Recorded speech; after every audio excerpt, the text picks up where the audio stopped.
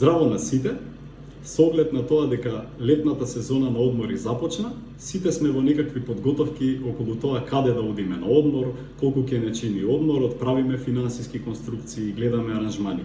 Прашањето што многумина си го поставуваат овој период е дали е паметно да земам кредит за да одам на одмор. Доколку ги прашате банкарите, тие сигурно ќе ви кажат да, дека се работи за одлична инвестиција, дека ќе доживеете нови искуства, ќе имате можност да се дружите со пријателите или семејството, ќе уживате на плажа.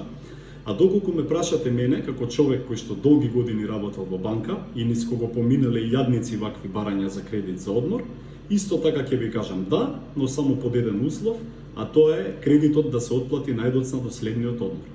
Доколку сте во можност да го отплатите кредитот до следниот одмор и да одите пак следното лето без преостанат долг на кредит, тогаш тоа според мене е паметна и оправдана финансиска одлука.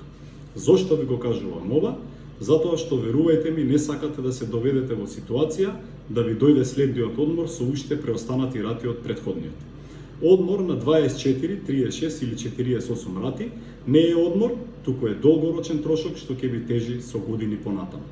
Целта на одморот е да ви донесе мир и опуштање, а не стрес што ќе трае 2, 3 или 5 години подоцна.